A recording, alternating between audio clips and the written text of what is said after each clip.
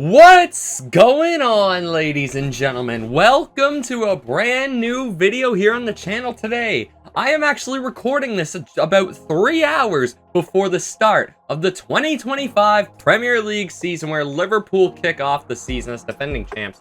Actually, I don't even know who they kick off against, so let me double check that real quick. Liverpool will kick off today at 4 o'clock against Bournemouth. Well, my time.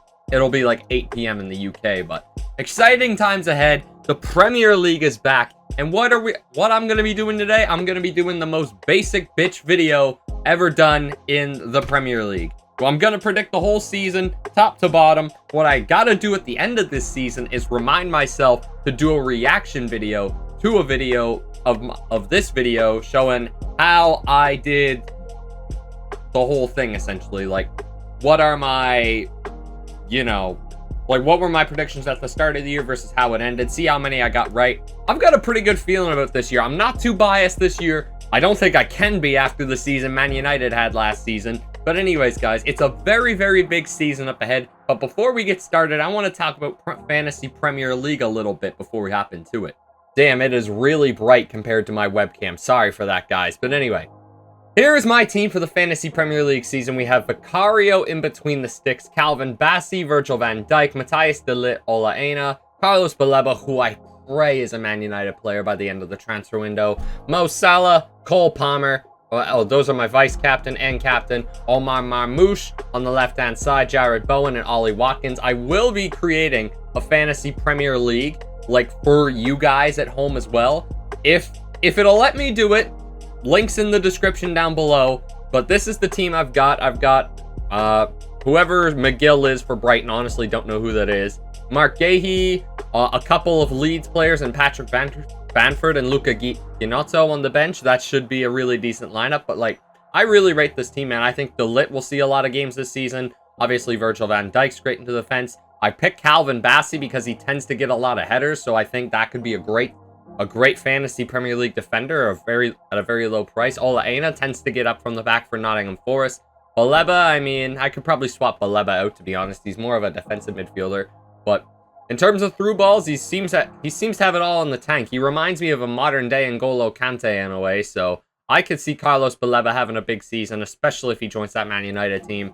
Mo Salah, Cole Palmer, we already know about them. This guy right here, I'm expecting big things out of this man this season. Omar Marmoush. I mean, Man City obviously fell off a bit last season, but when Marmoush came into that team in January last season, you can tell the impact that he made on that team. And Ollie Watkins and Jared Bowen leading the line, two proven Premier League scorers. If Erling Haaland didn't cost a shitload of money, I probably would have him up there as well. But hopefully the injuries do me well this year. Hopefully that team can hold me through the whole year. But yeah, man, it's going to be a very, very big season. And I mean, yeah, I'm like really excited for this game. Oh, game week 1, United Arsenal to start the year for my boys. It's going to be fun. But anyways, guys, let's show you my Premier League predictions from the relegation, the mid-table, the European spots, and the battle for the title. I do believe there will be an intense battle for the title this year. So let's get down to business. Alright, so here is the bottom 5 I'll predicting. We'll be going through this in the 5 stages. I mean, I would scroll up, but I don't want to spoil the predictions. But we'll kind of do it in phases. So, like, you'll get 16th through 20th, 15th through 11th, then 10th through 6th, and then 5th through 1st. But anyway, Burnley at the bottom. I think Burnley are actually a pretty decent side. I really do. I mean, they went pretty much invincible in the Championship last year. It's just, I think the loss of James Trafford is going to hurt them tremendously. I mean, he is an absolutely game-changing goalkeeper, in my opinion, and if he gets away from that Man City scope of things, man, and he actually gets to start some games, I do think he is going to be a nightmare of a keeper to come against. He's definitely England's #1 for the future, in my opinion, so excuse me. But Burnley at the bottom, I do feel bad putting them there, especially after the season they just had in the Championship. But yeah, I think even Burnley fans are expecting relegation to this year, if I'm being honest with you. Leeds, I mean, same kind of story, really. A really good season in the Championship last year. I just don't think they've invested enough. It's going to be a very, very difficult year for Leeds as well. But I mean, they have some Premier League proven talent. I mean, you've seen it in my fantasy 11 there. Like, Patrick Bamford's, I mean, I know he's not elite, but, like, he is still a Premier League proven talent. I'm sorry that I'm kind of distracted right now, guys. I got ice on my leg. I kind of went through knee surgery about a week ago. See, I could be like FNG and say, hey, guys, I'd be in the Premier League if it wasn't for my damn knee injury. But, yeah, for those who are looking for an update on that, I know I'm getting sidetracked here. I'll get back on track in a second. But, yeah, all's looking good. I get the staples out next week. That's my only real pain, and yeah, we'll be back on our feet in no time. Physio's going great. I've been quoted as having NFL level physio, so for exercises to do, especially I started on Wednesday and it's now Friday, so yeah, not too shabby. I just think with all of this though, Leeds, it's gonna be a bit of a struggle for Leeds. Like, it would be nice to see them do well. I mean, and that's coming from a Man United fan, but the genuine rule of thumb is that at least 2 of the 3 teams coming up get relegated. And I would love to see all 3 promoted teams stay up every now and again, but with the amount of money in the Premier League these days, it's just really hard to do that. I think some of that money's got to go to the Championship as well, and maybe throughout the English football system to try and help spread the variety a little bit. But I have Brentford going down as well, man. If they lose Johan Wissa, they're definitely 110% going down. Like, there's no chance on earth they actually stay up if they lose Wissa to Newcastle as well. Like, oh my god, Mbeumo being gone now. I mean, I am more than happy to have Bryan Mbeumo. And the fact that they lost Thomas Frank too, I just think Brentford's lost too much and they haven't really respent. They've got a lot of money to respend, but they just don't seem to want to spend it. So I just don't see enough reinforcements for Brentford, and when other teams around them are improving like crazy, I just don't see them improving very much. Same goes for Wolves. The loss of Matheus Cunha and Aït-Nouri, it's just not a good situation for Wolves. Not to mention for Brentford, they replaced Thomas Frank with a set-piece coach. They'll be really good from corners, but other than that, I don't see them doing that good. But Wolves, man, it's pretty much the same story. When you lose, I mean, I'm more than happy to have Matheus Cunha as well. I was, every time we come up against Wolves, I'm like, oh god, we have to play Cunha. But, because barely anybody on that Man United team could ever stop Matheus Cunha, so I'm more than happy to have him. But when it comes to Wolverhampton Wanderers, it's just like, how do I even describe it? They don't really have as much reinforcements as well. I mean, Strand Larsen is now back in permanently. I don't know which club he came in for, but he could be a decent player for them. So I don't know, man. The team ahead of them, like the teams ahead of Wolves and Brentford, Sunderland, they've reinvested very well, and they've done very good in bringing in reinforcements for the Premier League. So I think they're going to stay up as well, but I just don't know how Wolves and Brentford are going to survive. I mean, you could easily put Leeds or Burnley ahead of Wolves. I think Leeds are more likely to get ahead of Brentford and Wolves, but it's going to be a tight battle for relegation this year between these 4 teams, I will say. I think Sunderland are fairly safe, though. I mean, they've reinvested very well. Like, Granit Xhaka will be a great signing for them, personally. A hard-nosed midfielder who's damn near went undefeated in the Bundesliga 2 years ago with Leverkusen. Like, that is a big signing for Sunderland. I mean, of course it hurts to lose Joe Bellingham, but I mean, if you're Sunderland, if you're going to have a team like Dortmund cash in on them, you might as well use that money to help reinforce your team in the Prem. So I get why you sell them in a way, but that's my prediction, 16th through 20th in the Premier League in 2025-26. All right, there's one team here that may shock you guys. That's currently in my 15th to 11th range, but in 15th, I got West Ham. Some of their players, I think, will be improved massively from the previous season. Like, I think Talibo will make a big step forward. Füllkrug will be good as well. I find it hard, though, to see how they're going to do good after they just lost arguably their best player, Mohamed Kudus, and sold him to same city rivals Tottenham of all teams. Like, that is a rough blow. If you are West Ham United, I mean, that's going to hurt a lot. You could honestly argue that Bournemouth may finish behind them, but I just don't know about West Ham, and I'm not keen on Graham Potter. I believe that's still the West Ham coach. If I'm wrong, I apologize. But yeah, I don't know how much I rate West Ham.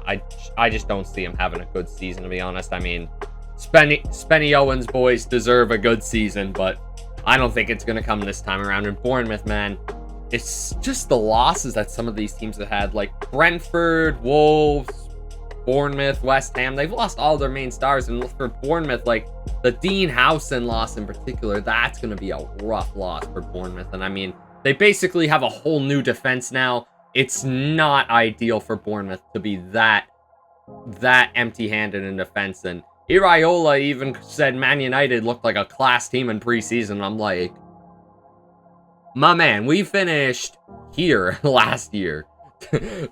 If we're class after finishing 15th, then I don't know what the hell Bournemouth are going to be. And we beat them 4-1. So Rasmus Højlund scored in that game, and Rasmus Højlund could barely even touch the ball last year. So, and he started just about every game. I don't even know, man. Palace, actually, you know what? I'm gonna, they seem to finish 12th or 11th every year. So, you know what? I'm gonna put Palace in 12th. Fulham, I don't, honestly, Fulham is the team I honestly know the least about. They just kind of seem to go about their business and do their thing. I mean, like, Calvin Bassey will be really good. Iwobi will still do his thing. Like, Smith Rowe will be alright. Is Smith Rowe still around?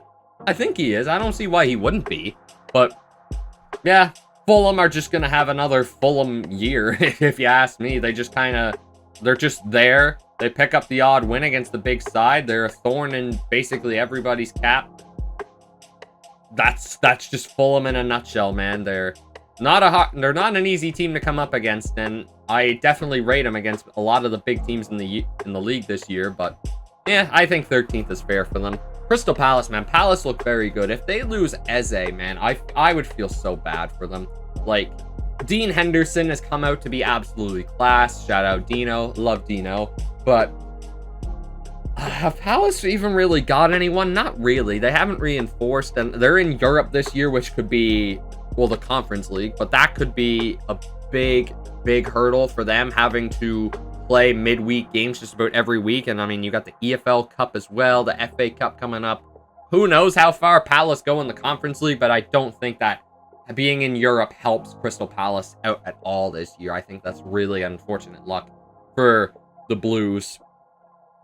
Excuse me, when it comes to that front. Newcastle in 11th. Oh, whoops. I'm going a little too high up now. But, yeah, like, they've just been crap in this transfer window. Nobody has wanted to join them. And the main reason why I'm picking them to go 11th is they don't really have any a proven goal scorer anymore. If Isak holds out the whole season and they don't sell him, like, that is a very toxic environment at Newcastle that's just hanging over their head. And for your talisman, the star player of your club, to be going through, to be putting you through that pretty much, is, I don't think it's ideal by any stretch of the imagination. So I'm putting Newcastle in 11th. If they finish any higher, good on them. But I think 11th is the only really fair answer for Newcastle United at the moment. And, yeah.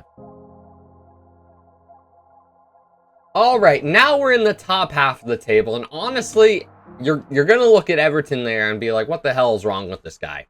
I just really rate Everton under David Moyes, man. I just think that's the best fit for club, manager, players that you could ever have. And having that new stadium, too, I think that's going to be a huge boost for Everton in their first year outside of Goodison Park, and God knows however long. Like, it'll be good for Everton to start the year strong and be under David Moyes. They could start off bad, but some of their performance at the end of the year give me a lot of confidence when it comes to Everton. I don't think they've done a huge amount of transfer business, but 10th for Everton, I think, is valid enough.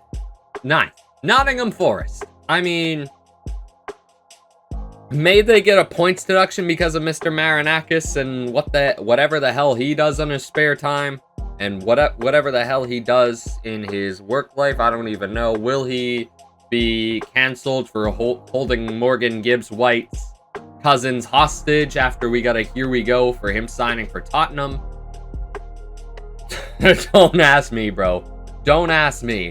But Ninth is Forest, and it's like, I mean, I think keeping Morgan Gibbs White around will be big. I mean, they haven't done much else other than that. I mean, I don't think they're in an ideal situation for PSR as well. They're in Europe this year too, so I wonder how that will affect Nottingham Forest, but it's going to be a big year for Forest. I mean, can they follow up their like, they had a top 4 season going all the way till the end last year, and when they fell to finish 6th. So I think this could be a really good year for Nottingham Forest. I really do. I think this could be a good year, but I think 9th, a top half finish. If they get a top half finish, they should be happy with that, because if I'm being honest, all the teams above them have improved. But let's go on to Brighton. Brighton in 8th place. Oh, I'm getting a little too high here, but Brighton in 8th, I think that's fair enough. That is just fair enough for Brighton.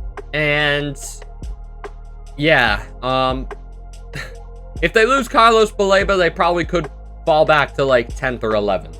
But you just know there's always somebody next up in that Brighton recruitment program who's just gonna set the world on fire as soon as they sell a player for like 100 and some million. Brighton are one of the smartest clubs I have ever seen in my entire life, along with like Dortmund and Ajax. They are so well run since they've gotten to the Prem. Like, they know what the hell they're doing. They're always a pain in the ass to play against. I always hate when they come up against Man United. And yeah, they're a good side, man. Brighton are a very good side.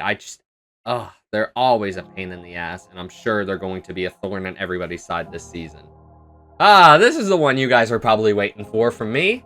Man United, 7th place. I mean, I would be more than happy with a top half finish after what we've gone through last season. I had top 4 expectations heading into last year, and oh my god, did that ever crumble in front of our eyes.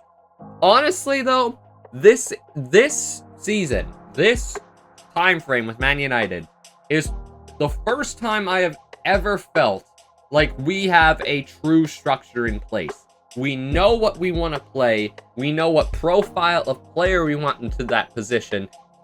Going down to how they move, how they react to things. I really hope we get Carlos Baleba.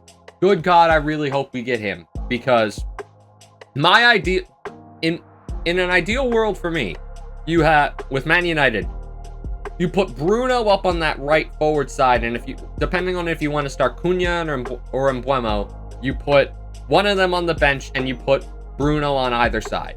Šeško leading the line. God, I hope he kills it, man. He looks an absolute weapon, Benjamin Šeško does. If he tears it up like he did his first couple years in the Bundesliga, man. Oh boy, this prediction could change over the coming years.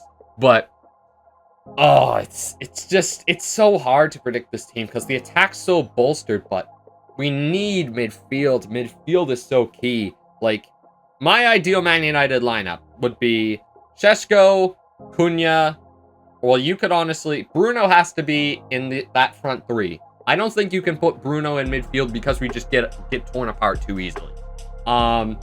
You can swap out Cunha and Mbeumo, whichever ones you really want. I mean, Dorgu has pretty much locked up that left wing back. Amad on the right. If it's a bigger team, I'd honestly push Amad up, put Dalot on the right wing back. I think Amad and Bruno are the only 2 must starts after last season. I mean, at defense we're pretty solid, but we'll talk about that more. In midfield, I want a hard-nosed, hard-tackling box-to-box midfielder alongside Manuel Ugarte or Casemiro. I personally prefer Manuel Ugarte, but if you put Baleba alongside Ugarte in that midfield, oh my god, that is brutal. That is a brutal midfield to come up against. So athletic, so towering, and oh man, defense we look good. I mean, I don't know. I think this is a make-or-break season for Onana too, because I mean, if you look at that back 3, you got probably, I would put Yoro on the left, Maguire through the middle, De Ligt on the right. When Martinez comes back, you could put him on the left. You got Mazraoui on the bench. When you got Luke Shaw. When Martinez comes back, you got Lenny Yoro on the bench. Like, that is a stacked defense. If Onana has a bad year, I think you could see a whole new reset for Man United in the goalkeeping department. Maybe we get Donnarumma on a free. That would be amazing, but God knows how that'll work out. But this is a very big season for Onana in goal. I'm rambling on about Man United, but 7th, I think, is fair. Let's talk Villa. Villa is another team I expect to be very good. I do expect Villa to have a good season. But the thing about Aston Villa is they've just lost too many people, and they're in such a deep PSR hole that it's not going to be good. Like Jacob Ramsey, they just lost him to Newcastle. I think Jacob Ramsey was very influential for Aston Villa, and now that he's gone, that would not be great. Tottenham Hotspur. Wait, no, what am I talking about? Oh, Jesus Christ. But where am I going with this? Oh, Marco Asensio's gone now. Marcus Rashford's at Barcelona on loan. Like, there's just a lot of key players from that Aston Villa team who aren't there anymore. And I mean, they still got European football to worry about. They do have depth in their squad. Donyell Malen's probably going to come better than what he was last season now that he's more used to the Premier League. But I think 6 is fair for Villa. And for Tottenham, I mean, if they end up getting some of the signings that they want, like Eze, I mean, they were really close to getting Morgan Gibbs-White, Kudus, like Tottenham are a good side, man. They really are. I mean, I do feel bad for Ange Postecoglou. I'm still mad about that Europa League final. I am definitely salty as hell about that. But when it comes to Spurs, like, they're just a good side. And I really, really rate Thomas Frank as a manager. And I think he fits Tottenham's scheme and style very well. So I think if Tottenham get 5th, that's a good season for them. But yeah, now we'll talk top 4, because this is where things get spicy. Well, first up in my top 4 battle, I have a team returning to their favorite place ever if it was 10 years ago, and that's Arsenal. Now, I gotta rate Arsenal's business. I really, really rate Victor Gyökeres. I really do. And Zubamendi, like, they've made some really good signings. I feel like there's going to be some inner tensions in that Arsenal team that they're not going to get to the heights of where they want to be. I think something's going to happen to them throughout the season, and it's just going to drag down their morale, drag down everything about it. Like, I don't know. They're obviously a good team. Like, they're obviously very, very good. But I just feel like something's going to happen. I really do. Something's going to happen to Arsenal. I don't know what it's going to be, but I just feel like something's going to happen, which makes this whole cherry on the cake blow up. I think 4th is where I'm putting Arsenal this year. Chelsea in 3rd. Come on, why are you going ahead that far? Well, that kind of spoils it. But Chelsea in 3rd, like, they're great. They just won the Club World Cup. What more can you say about Cole Palmer? Liam Delap and who's the other striker they bought? João Pedro.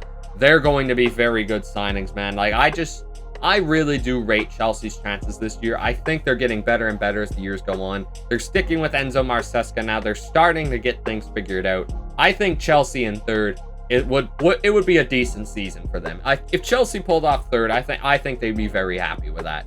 I think if they get closer to Man City, Liverpool, and get ahead of Arsenal, I think most Chelsea fans would be pretty happy with that. And obviously, you could see that I put Liverpool in 2nd, and I got Man City number 1. Anyway, Man City number 1. Let's talk about Liverpool 2nd first. So, I got to give Liverpool a lot of credit. After winning the league last year, as much as I hate to admit it, they might have had the best Premier League transfer window I've ever seen. Like, Editike, Verts, Kerkez, Frimpong, like, oh my god, like, that is insane, man. That is insane. Honestly, like, what a transfer window for Liverpool. I gotta give them so much freaking credit. They've got, obviously, they lost Luis Diaz, which will be a shame. They may even get Alexander Isak in. Like, oh my god. Darwin Núñez is out the door now. Like, they're improving on the players that they already have, man. It's insane to see.